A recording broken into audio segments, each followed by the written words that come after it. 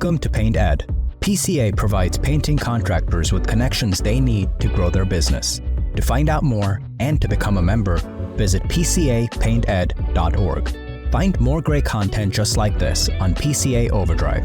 A subscription to the platform is included with membership. For all you non-members out there, sign up for a free trial. PCA Overdrive is available on the App Store and Google Play.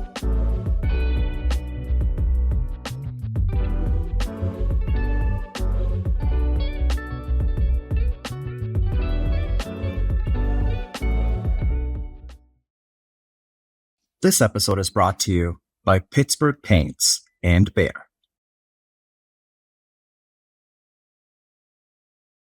Hey everyone, welcome back to Contractor Evolution, the podcast by Breakthrough Academy. Today's guest is living proof that you don't need fancy gear or a media team to build a killer online brand. Just some drywall dust and a camera. Ben Degros is a carpenter, drywaller, and creator of Vancouver Carpenter, a YouTube channel that's grown to over 700,000 subscribers with simple, value-packed videos shot right on the job site. But here's the twist. Before drywall, Ben was a full-time skater, even running a skateboard YouTube channel. Now he's blending his trade skill with his content creation skill and building a massive outreach while still running a small contracting operation. While recording this one in studio, we got to dig into how contractors can build trust, brand, and community, all with a phone and a few smart habits. So let's dive in with Ben. You're watching Contractor Evolution, the podcast by Breakthrough Academy, where we systemize contracting businesses for growth. Keep watching to learn how the world's top contractors scale their companies, build killer teams, and make more while working less. Ben, welcome to Contractor Evolution. Stoked to have you, man. Thank you for having me. You don't live far from us, do you? You live down the road? You live in Vancouver somewhere? Yeah, I'll keep that to myself, but I am in the Vancouver area. All right, so we can't come knocking on your door? You can. I just, I keep it a little bit private. Vancouver is general enough. All right, perfect. We're stoked to have you, man. So for those who don't know, you're a YouTuber. You're also a contractor. You do drywall primarily videos, I assume. From what I've seen, you have 700,000 subscribers at this point on YouTube. Yep. Blows my mind. I would love to know how this even got started, because you started in skateboarding, did you not? Maybe give us a background. Like, how did you start to mix contracting with YouTube and find a niche in all this? Yeah, I remember it exactly, which is good. But I was driving around one day, listening to the radio, and they were talking about YouTubers on the radio. And they're saying, hey, a lot of people are actually starting to make a living on YouTube. And I'm like, right. The place where you go to figure out like how to fix some random thing on your car or watch cat videos. People are making a living.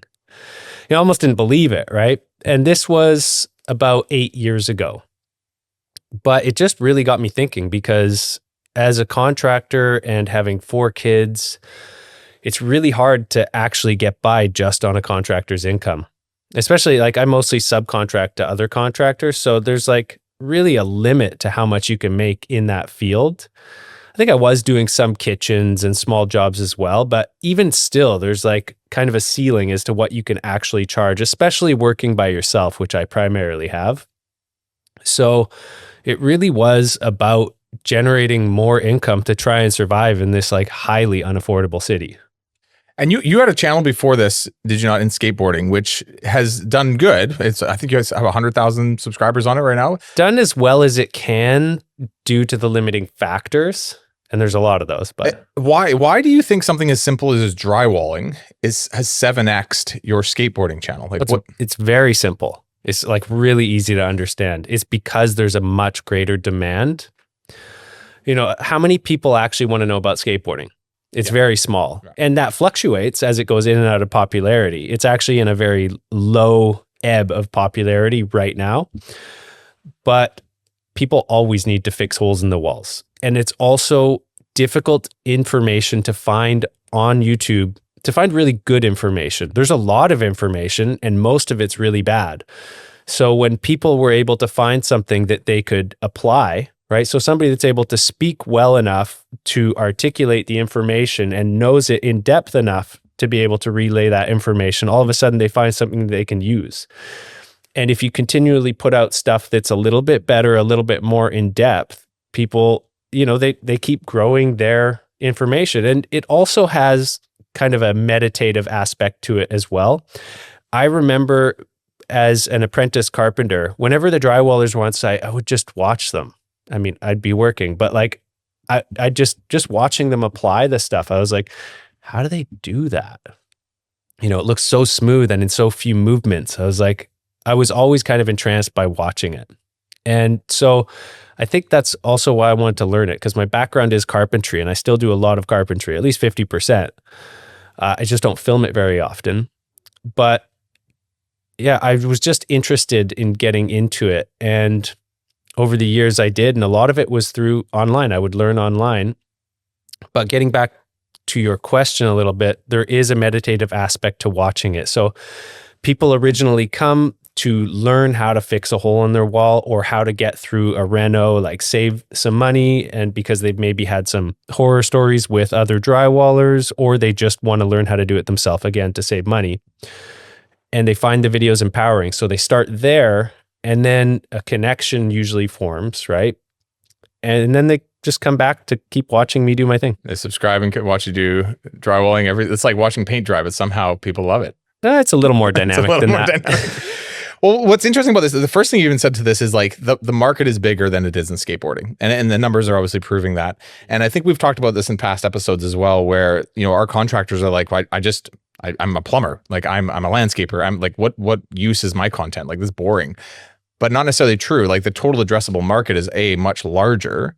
And there is something to the content that you're putting out that has people continuing to come back. So it's a compounding factor when you talk about the skateboard versus the construction one. So not only does it get 10 times more views, it is also at least twice as lucrative in the advertising revenue, because skateboarders are typically broke and the advertisers know it. So they don't spend too much time, you know, marketing anything other than probably like energy drinks or something. Interesting. You know, whereas homeowners have money, they have spending power. So you earn more per, I don't know what you would say, per click or just per view of a ad. Okay. So there's more, the audience itself has more money. That's the advertisers will put back more behind as well. So there's actually they're more willing to spend money on ads on that channel. So I know that you went, and just so everyone listening, you went the route of being a professional YouTuber, correct? Like you're not a you're a good contractor, but you don't have 20 staff. This isn't. No, I've tried to have staff in the past, and it's always been I'm really picky, and it's very hard for me to find someone who's on board with how picky I am, because I think a lot of people, they take my criticism personally when I'm saying like, no, it's just that this isn't good enough for me to pass on to my customer yet, and we need to make it better. But they're like, I'm not good enough. And so that's been my experience with some employees. But it's more complicated than that. That's one challenge in finding an employee. And the second thing is, in order to have an employee, especially in the early stages, like it takes a long time for your employees to actually start earning you money and building your business. In the beginning, in order to keep an employee busy for 8 hours a day, you're going to be busy an absolute minimum of 1 hour before and after them. Mm-hmm. So I think it's really hard to get through those growing pains, and I never did. Hey guys, quick question before we continue the episode.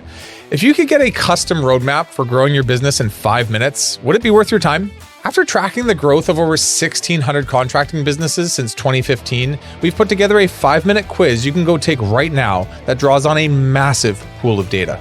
You'll get instant access to a personalized report that's going to tell you which one of the 4 phases of contractor growth you're actually in right now, how your company stacks up in the 6 core areas of business compared with industry benchmarks, and what to go do next, including customized resources, tools, and templates you'll have access to right away.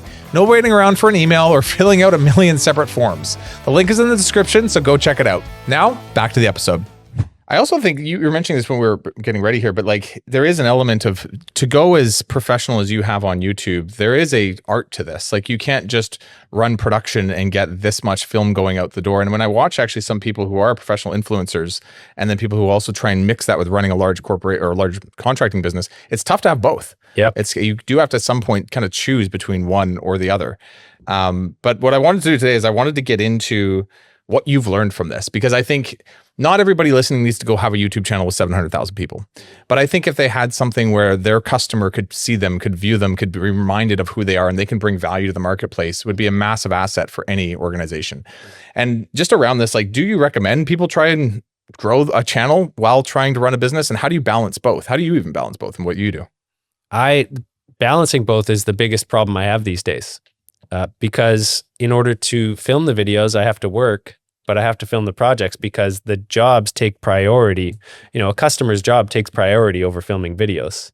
So then I usually try and take some time off and start producing the videos. So that's where I've really been struggling is ramping up and finding people to film and edit and actually do that work so that I can continue with other things. How many hours a week are you putting into this YouTube channel, you think? Not enough. Which is also crazy because, you know, we all know Matt Reisinger has a massive team behind him, and, you know, you're not quite there, but you're not far behind. You've done quite a bit with what you have done. Ideally, I would put out at least a video a week steadily. That would be my bare minimum if I had somebody who was helping me do it. But what tends to happen is I'll put out one a week. I'll maybe even schedule some, but inevitably I get too busy and I lose the momentum. And I also don't like being in front of a computer. I'm not an editor. Like, I have no background in video. And in the beginning, I think it didn't matter as much, but moving forward and where we're at now with YouTube, I think you can't really get away with the lower production value that you could in the beginning. In the beginning, it was shooting fish in a barrel. Just like, what are the tips that helped me, the things that helped me do a good job, make a video about it. And it didn't really matter how long the video was. It didn't really matter how well cut up it was to keep people's engagement. In the beginning, it was actually quite easy. There was very little competition. And so what has changed? Well, what's changed is the industry has just grown up around it. So now you've got a lot of people and they're putting all their time and energy into YouTube and they're producing quite watchable videos. And even if the content of the video is actually somewhat vacant, they're doing a really good job of making videos that keep people engaged, you know, like cut, talking. And I actually kind of call that snake charming, right? Like, I think I'm not talking about people in the construction sphere specifically, YouTube in general. I think most of what YouTube is snake charming. And this is a lot of cuts, a lot of talking, and it's a trick to keep the young and simple-minded engaged, and you won't actually realize that you've just been watching vapid content for like 30 minutes. Yeah, this happens to me all the time. This is how I end up just like doom scrolling. And then all of a sudden you go like, what did I just do? What happened? Right? And it's just like somebody hacked you and then you want your time back. Yeah. So given this, like, I do want to talk a bit about building an audience. I want to talk a bit about like tactics and tricks and things that we can learn from you. In this, what are some things that a contractor right now with an active business could learn from your trials, your tribulations, your mistakes, your wins that would really help them say, hey, if I want to step into YouTube a little bit and do some of this, where do they start? I think just starting is the best thing. So people's fear keep them out of it. And for anyone who wants to start and who is nervous of starting and you want a little inspiration, go to my skateboard channel, Ben Degros, go all the way back to my very first video and watch that. It's only 3 minutes. You only need the first 30 seconds of it, but just watch how I interact with the camera. Like, I knew nothing.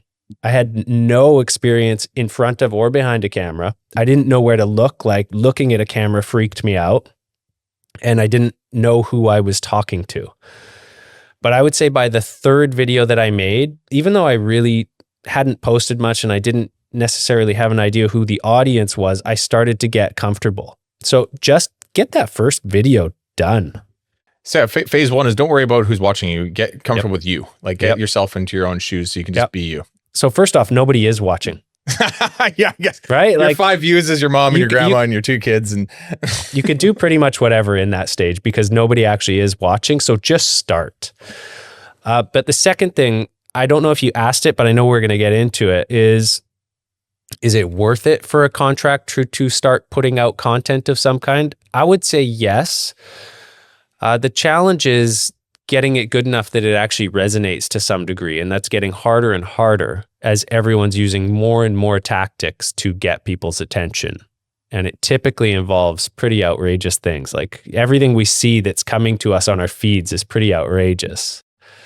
When you think about like what actually is attracting people, how do you even learn what viewers want? How do you start to understand what's working and what's not? Well, they'll tell you.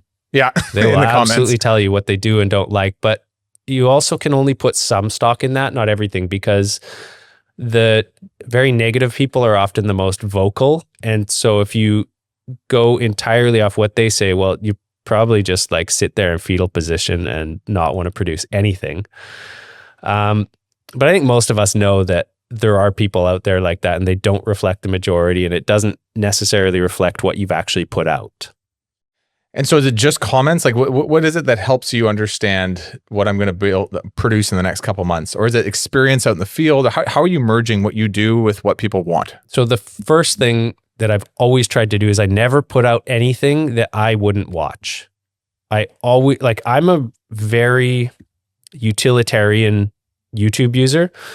I typically try to avoid, spending hours on there for entertainment purposes. I'm usually on there to like catch up with certain people, maybe in the skateboard side of things. I will occasionally watch construction related content if I have something I need to do that I don't know how to figure out yet. But so what I'm saying is I'm very utilitarian, and I've noticed that I've attracted largely a utilitarian audience. So if there's not something that's really useful in every video, people aren't going to come back. So you need to give them those hard-won tips that are really useful to you. So practical, like I could actually watch this and then do something about it. But there's many reasons that people come back to your videos. One is for the utilitarian tips. Another one is connection. They might just form a relationship with your personality and your style of content and just enjoy watching it, want to keep coming back. So that's more of an entertainment, or even just kind of like a companionship in a pretty busy, lonely world. And that's okay too. So, but I always keep in mind, like, is my video useful? Have I put out something? And entertainment and, that sense of companionship is useful too. As long as people can get some companionship somewhere else too, everybody's life is different. We call it edutainment, right? Is that something along those terms? Yeah, like education, edutainment. I've heard education plus entertainment. I've heard that. Trying to merge the two. Mm-hmm. So how do you come up with a concept for that? Because if someone who's never done this before, how do you say, okay, I'm going to be educating them on, I think the education part almost for a lot of contractors might be the simple part, because it's like, here's all the things that I know that I could teach. And I will say, you don't realize how many things you know until you break it down from like, we know how to do drywall to how to do mudding, but there's like subcategories within like 10 of them within each thing. Well, there's the easiest way to start, and that is the YouTube search bar. Okay. Right? How to, and then insert whatever field you have experience in. And that's going to tell you the most relevant searches. But also when you title your video that, and when you put out yet another video based on those highly relevant searches, you're also going to be buried in with everything else. Competing with everyone else. 500,000 how to patch a hole in drywall. So how do you be different then? That's a tough one. I mean, everybody is uniquely different. So there's that. Every single person has that going for them. But it's a combination of factors. So if we're talking about trying to grow a brand in YouTube, there are some things that it takes. And one of it is camera presence, and not everyone has it. And that's just, it's just the way it is. It's brutally honest. Yeah, it is what it is. Not everybody is easy to watch on camera. And, and that enough said. Well, what do you, how do you, so, cause like we have probably a few thousand people that are going to watch this. How does somebody determine that? Is it just like, just put some stuff out, start to see what happens? That depends on your level of narcissism. if you're highly narcissist, you will think that everything you put out is golden, right? It's the best thing I don't know why nobody's watching this. This is amazing. I could watch this all day. So at some level, you'll have to look at your data. You'll have to maybe do this for 6 months to a year, start to play around to see how people are reacting, and start to see how is the time, effort, money, energy worth the return for my brand, for the people that recognize me. Yeah. And so I want to touch a little bit more on that question. Is it worth it? I think it's absolutely worth trying. And I would say if you've put in consistent effort for a year and aren't getting any traction, like I actually had some rules for myself when I started. I told myself, okay, if I don't get any traction in a year, then I'm not going to keep going. But if I get traction within a year, then I'm going to put in another 2 years. But if I haven't reached this milestone in 2 years, then nope. Like just I'll focus on something else. I'll try and grow my contracting business. And go move on. Yeah. Was there anything early on that you did that you kind of realized that was a bit of a light switch for you that went from just like, I'm just meandering here to I've actually got some direction? Yeah. Let me briefly lay out just basically the journey. So I mentioned that I heard that ad on the radio, and then the skateboard channel was like, well, I'm interested in these like minute aspects of a skateboard and how these small measurements can make a big difference in how the board feels. And I knew that there was other people that would be interested in that. It's actually a pretty small percentage of people, but that's fine. I found them. But that channel was not growing very fast. Maybe within a year, I had reached about 1,000 subscribers, somewhere in that range, which isn't bad, but it was definitely not the results I was looking for. But I decided, so I'd been filming skateboard stuff for a year, and I decided to start the construction channel, and I kind of hit the ground running. So we're still talking about over 7 years ago. So I already knew how to edit, how to speak to the camera. Like I had all these advantages from that experience. And then I filmed a whole series on this one job. One of my contractors let me film a bunch of drywall repair videos. And it was about 8 of them. I uploaded them in January, and I used my skateboard channel to leverage it. I was like, hey guys, I'm starting this other channel, go check it out. And I got an initial about 100 views on every video. Yep. And then nothing. Crickets. Like I think I kept checking it for about a month, and I was like, well, this is done. So I kept focusing on the skate channel. And then from January-ish to April, I largely ignored it. I totally ignored it, because I then checked it out in that spring, and all of a sudden I think I had like 10,000 subscribers. The videos had thousands of views. And I was like, whoa, this thing has legs. You just left it alone and you didn't even look at it. Yeah. So what happened? Well, what happened was that people were actually finding the videos very useful. It was a lot of the basic, how to tape drywall, how to tape flat joints, how to tape butt joints, how to install corner bead, how to coat butt joints. It was just all of your basics. It was really simply labeled. And again, in the early stages, it was like shooting fish in a barrel. I would just take those subjects and that I knew really well, and I put out the videos, and they were better edited than most. The information was more accessible than in most videos, because not everyone, again, this is one of the other things. So there's camera presence, but then like the camera might like you, but does the audience like what you say? So I was able to convey my information well, which I think part of the reason why there's been a soft spot in the drywall area of YouTube is like, how many drywallers have you worked with? I know a lot of them that are probably on meth. Okay. So there's a lot of stereotypes, but I just want to say there's a few things that have kept that information from being out there in a really presentable way. Yeah. One is that most drywallers are too busy. Okay. They're just way too busy. They're always working weekends. They're always scrambling. Everyone's trying to get them to make up. Just, you've had experience in the painting business, same thing, right? The finishing trades are always getting rushed. So they're usually too busy. And second, loosely based around the stereotype that you mentioned, many drywallers are not the most presentable types, and they may not be able to share the information very well. So there's a lot of guys on YouTube that in the drywall space that, they've done reasonably well, but I think the limiting factor is just that their videos aren't watchable enough, and they don't share the information in an easily digestible way. So that stops them from gaining traction. But that was what I was able to do. It was a soft spot in that particular field. So early on, is there anything else too where it's like, here's some stuff I've learned, somebody else is starting out, I made these mistakes, here's something you could do differently? If you have the money or the resources, team up with a filmer editor right off the bat. Yeah, so you are still doing your own editing, are you not? I hate it. It's crazy. I'm not an editor. Like I don't like being in front of a computer. I can only do like an hour at a time, and then I kind of go crazy and start getting distracted. And so when you say how many hours do I put into my videos a week, like not enough. Yeah. Because it's not something that I am naturally inclined towards.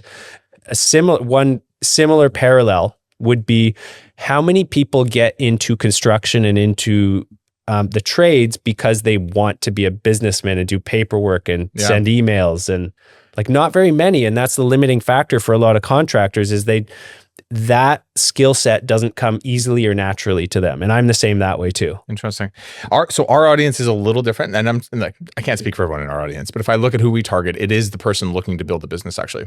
And so early on, what much time should they be spending on, how much time should they be giving somebody on the editing side? It's like, we're going to make a video a week. Are they subcontracting with somebody? What does this look like? I have no idea because I haven't done enough of this myself, but like, I would say the videos don't earn a lot. So just to give you a sort of general idea, like a video that gets 20,000 views, it can vary depending on the year, depending on how much advertising is being spent. But a video that gets 20,000 views can get you between like $50 to $100. Okay. Like, so how much time can you afford to put into that? Yeah, and it depends on the business. Like I think for some people here, it would just be to get the brand. Mm-hmm. They would say, hey, whether we get ad revenue or not, it's actually less about that. So they'll put in a little bit of time and money into it. And I know for us, like we have Juan here and we have, Lauren setting things up. And so the business actually funds YouTube. Yes. So I would say in the beginning stages, if you can afford to put a little more time and energy into the production, especially because it's become so competitive that you're going to have a hard time having lower production value. Right. So it's just too competitive. This would be a team that helps you with doing the editing and the final, tile creation for your video and get it out there basically ready to go. Well, if you can afford that, but even at the very base level, if you know somebody who is a filmer and editor and they're willing to jump in and do a test run on this project, if somebody's planning on starting it, I think that's a good way to go too. And I just never had anybody at that time. I'm trying somebody out right now. I hope it goes well, but everything, it's new. We've only filmed like 4 videos together. We haven't even started editing. I still find it unreal that you have 700,000 subscribers and you've done this completely from your own laptop and your own brain. So yeah. And it was by the skin of my teeth in the early stages when I was still working full time. I would just edit, from 10 p.m. to 11 p.m. every night, put in a little time.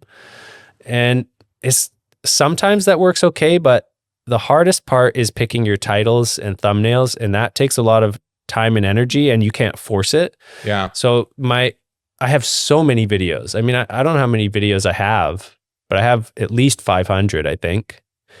And so many of those are underperforming because I was trying to stick to like a weekly, okay, every Friday I got to upload something, and I'm just like barfing out a title and thumbnail because I'm like, I got to get this up. And it's a waste of time and energy if you neglect the title and thumbnail. They're the most important part. You're like forcing the creative process for production capacity. And I'm the kind of person that needs more free time to really be creative. So how do you explain that to somebody? So what is the creative process and where does it feel like you get stuck and how do you work through that? And well, I think one thing that would help actually would be collaboration of some kind, which I've lacked because I've done so much of it myself. When you have another person, you bounce ideas back and forth and you can come up with something better.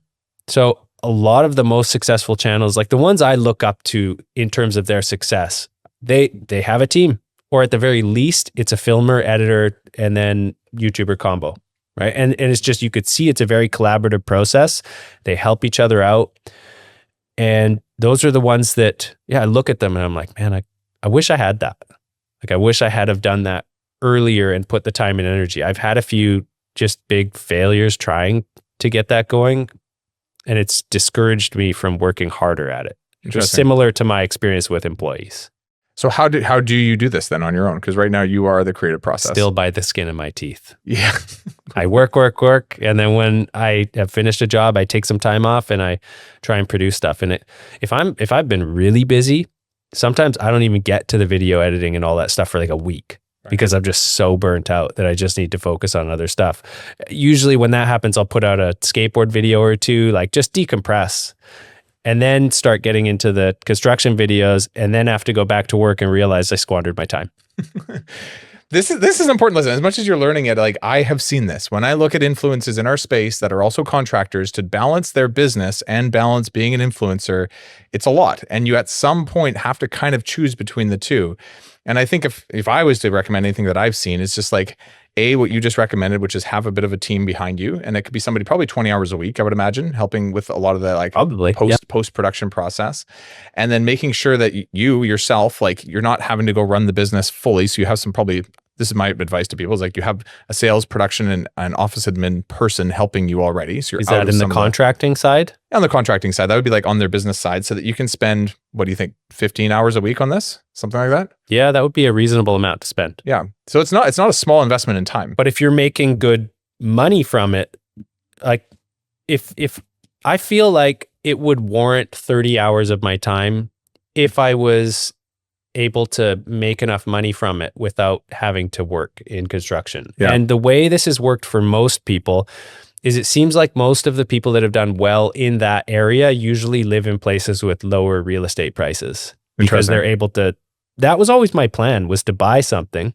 You know, we were living in a housing co-op with dirt cheap rent, like so cheap. And I was actually going to do that.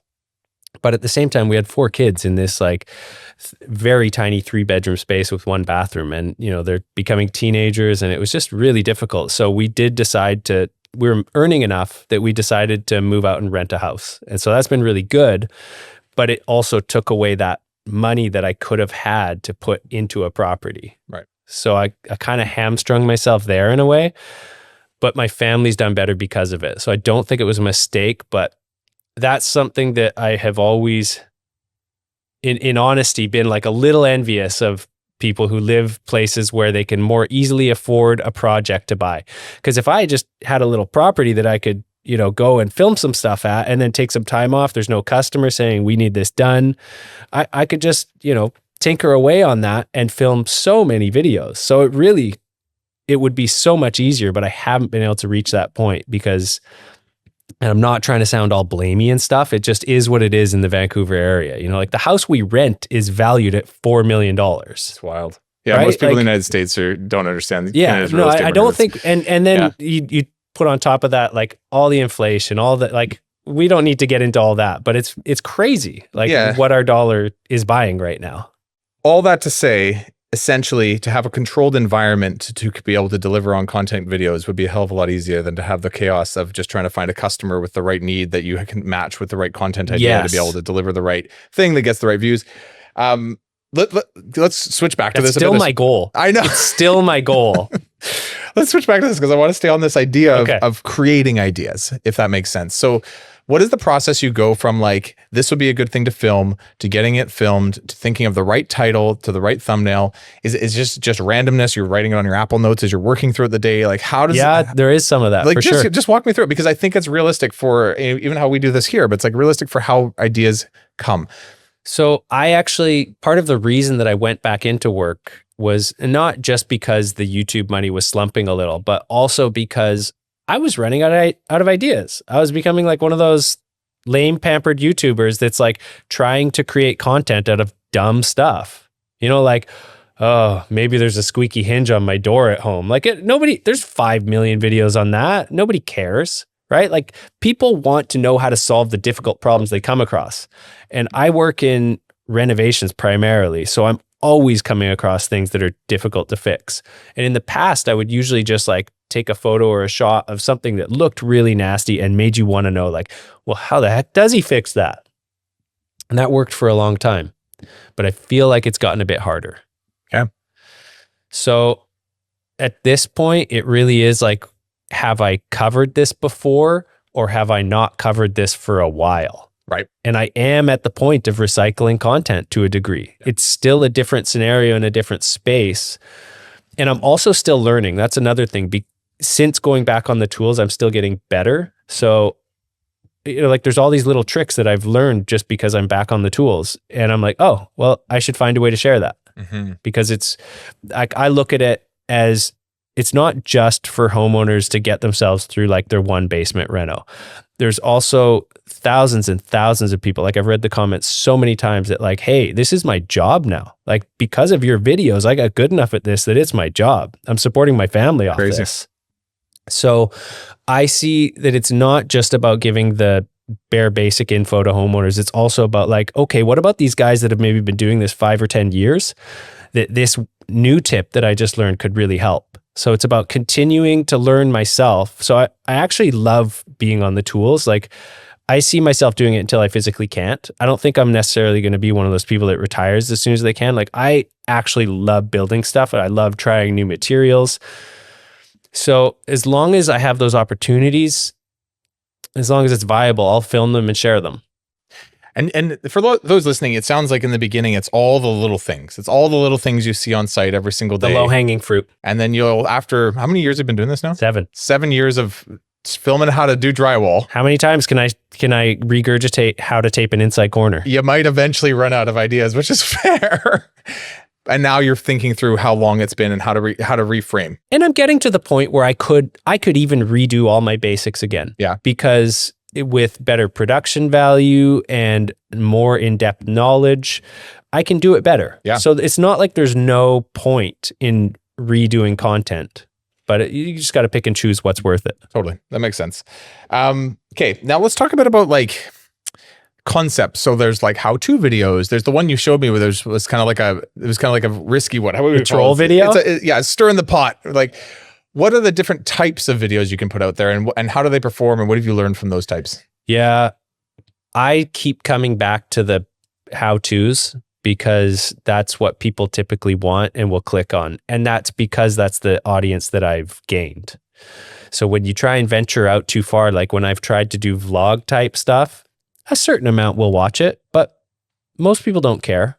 They just want the goods. They want to know how to do stuff. And I always just try and pepper a lot of humor and just really good information throughout the whole thing to keep them, like they know, oh, there might actually be something really good at the end.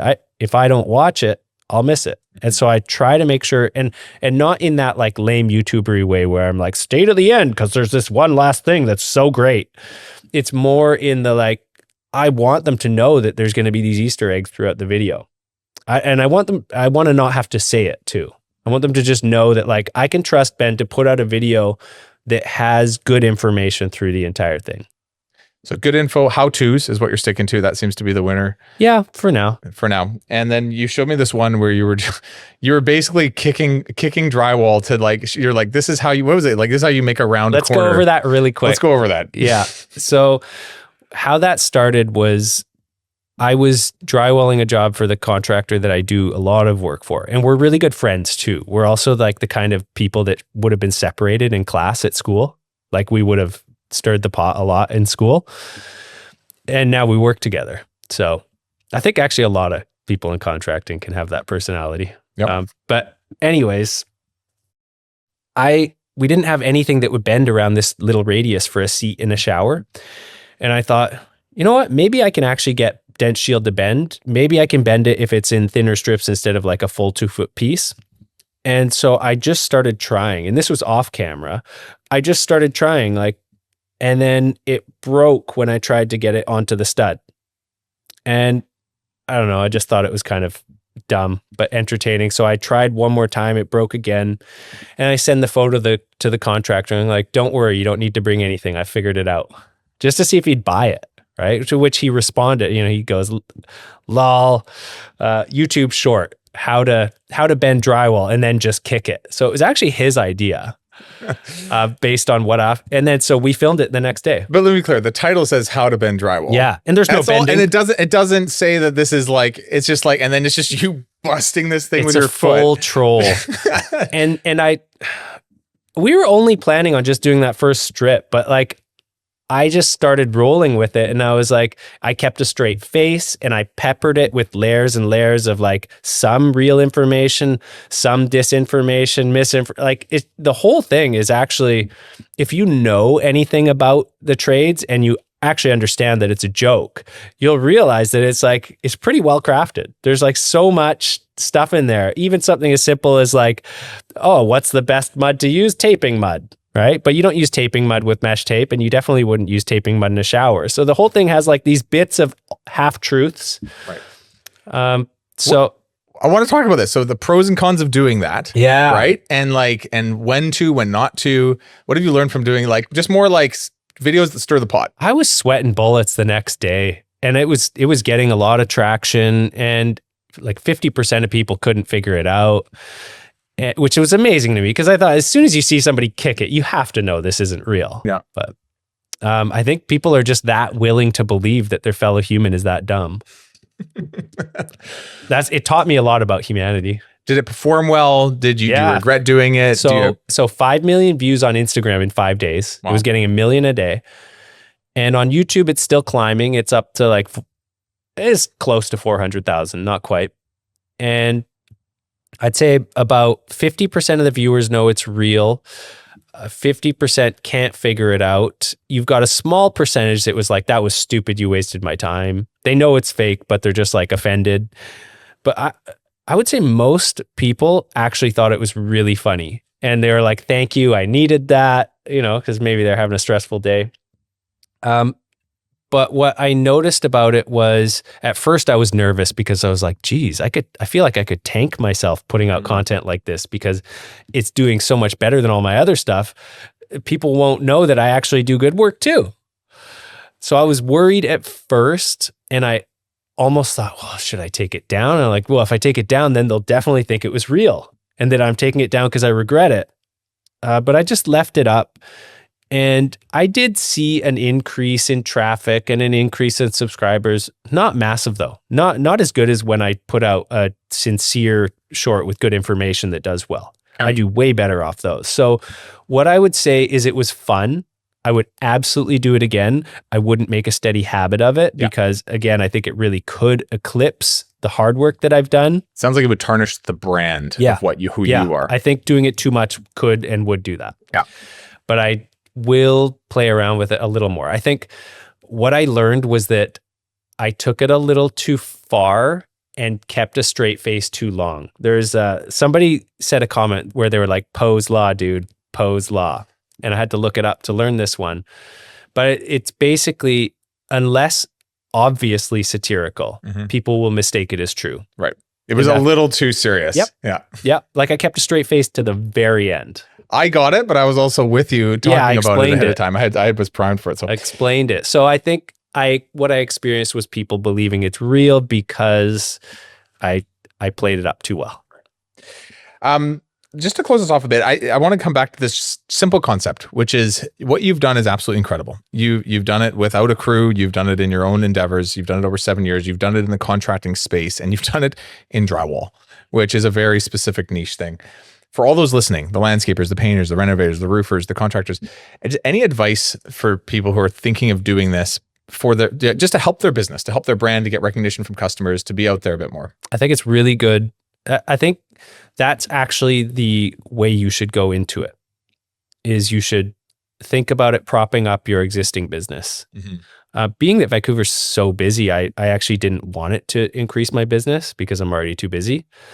But if you want to grow your contracting business, I think that's the first thing that you should look at when creating content. And if it starts to do well, if it starts to, grow legs like mine did, right, and kind of take off on its own, that's when I think you should really put some more time into it. Right. But I look at a lot of, I would say YouTube, while it is a bit saturated, there's actually money to be made. Instagram is not bad for getting eyeballs, but you don't make money off Instagram unless you're doing brand deals, and you have to get pretty big to get that going. So don't ignore Instagram, but I see a lot of people where I feel like they've only focused on Instagram, and I kind of wonder what they actually do at work all day. Like, do they just, it seems like so much work because Instagram stuff is so over edited and it's got music and all this. And I look at it, I'm just like, man, are you actually working, or are you just thinking about your Instagram post? They're obviously getting work done, but I just feel like that would be so stressful to be trying to stir up that much creative juices all day. I film maybe 10% or probably far less, probably 5% of what I actually do. Right. Because filming and doing that really slows down the work. Yeah. So if the work is your primary focus, then creating content all the time it's not beneficial. So some is good, but too much. Like on my last job, or on this one that I just filmed, I feel like we did a really good job of filming stuff, but the production, it was too much. And so I need to be okay, how can we scale this down and make it a little more efficient? Because, lighting up and bringing this much stuff onto every job is it'd be hard for the homeowners. It'll freak them out. Yeah. Walking in with a camera on a thing and just filming some stuff with a basic light, no problem. But like lighting the job up like a production, it's like too much. I've learned a lot just watching Matt Reisinger, but it is two different businesses actually. Yep. The way he's got it operating is he's got his construction business being run actually by someone on his team, and then he's got his actual like brand kind of influencer business. He seems like a master delegator. He's very good at it. Yeah. and people who are good in contracting, that's them. Yeah. And I will never claim to be a good I'm a good You're a good tradesman. creator. I'm a good tradesman. I will never claim to be a good contractor. From what I can tell, you're a good creator. You both in your craft and in YouTube, you like to create. You have a very inventive mind. And that's what's taking you, I think, so far is you've had the ability to see opportunity in very narrow things that most people wouldn't have the creativity to do. And that does require, like I was saying, a little bit of time. When you're so stressed out all the time, that stuff doesn't come to you. You'll keep going for the low-hanging fruit, but you don't get the opportunity to really come up with new ideas. You ever heard the term high in emotion, low in intelligence? You ever heard that before? Yeah, but I would need to see it applied to something to understand how it's being used. It's in business all the time. It's like when you're maxed and you're stressed and you're pissed and your ability to problem solve yourself through that is very low. And usually you'll make these short-term rash decisions that actually really screw stuff up more for the future because all you're thinking about is survival and you're, like not ripping out all the plaster. Yeah, just but like, and it's very true. So like one thing is in business that I've always learned and taught with a lot of our members is just kind of like when you're high in emotion, you need to recognize it because you're low in intelligence. You're not in a place to make big decisions right now. You need to slow down. Yeah, and it's not a critique on someone's actual intelligence. It just means like you're not accessing that part of your brain that's going to make the right decisions. Correct. It's just a part of how our brains work. Yep. So anyway, cool. Ben, this was awesome. This was fun. So you've given us some tips. You've given us some ideas. I think for anyone listening, they don't need to go become Ben and create 700,000 subscribers. It's more of a simple tips, how-tos to be able to go out there and be able to, I guess, bring value to your already existing audience or your customer base and then see where it goes from there and try not to overbake it because it is a lot of work when you really lean in. Ultimately, that's what it is don't think about what you're going to gain from it. Think about what you have to share with people. Right. If you actually have useful things and you could share it, well, please do. Like the world needs that. We need more people doing things for the benefit of others. Like, hey, this is good information and I think it'll help people. Just know that 50% of people are going to tell you they think it's stupid.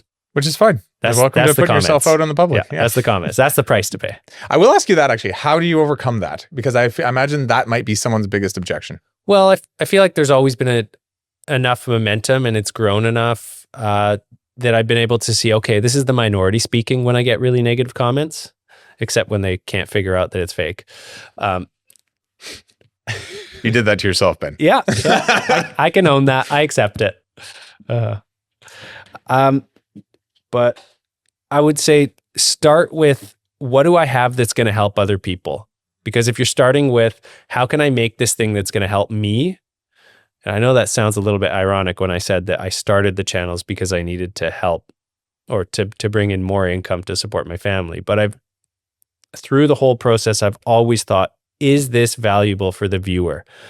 And I never try and put out anything that I think is wasting their time, insulting their intelligence, or just not useful, which is partly why I haven't gone into vlog stuff very much, because I can't figure out there's not enough useful stuff in it to keep the audience that I've managed to gather interested. Well said. And that's true in business, man. Like when we go and run a business, we all need to support our families. We all have to have a backbone that provides profit and revenue for the company. But doesn't need to be the driving force that creates new ideas and drives the business forward and how we make decisions every single day. And when we're trying to just bring value to the world, I think that is the best version of an organization. And I think in small business, you see it a lot more, and it's a lot more common than as businesses get massive, right? So you've had that luxury, and I totally get what you're doing. It's, hey, I got to provide for my family, but at the same time, my ideas, the things I think about on a Tuesday to come out with next Friday, are about what's actually valuable to my audience. Yeah. And I think there is also something to be said for, especially in the trades related videos, there's something to be said for, keeping the craft alive and advancing the craft. Right. Because there really is, we all complain about poor construction, poor building. There's something to be said for helping us move forward in that field as well. Yeah, we need to professionalize this industry, and we need to teach the craft, because it's probably not everyone's teaching it properly. No. Cool, Ben. Thanks for coming out. Thank you. Oh, Boom. yeah. Okay. Talk to you later. Thanks so much for watching. If you thought today's episode was awesome, it probably means you should subscribe. You're going to get more Contractor Evolution episodes in your feed, and I'll see you next week.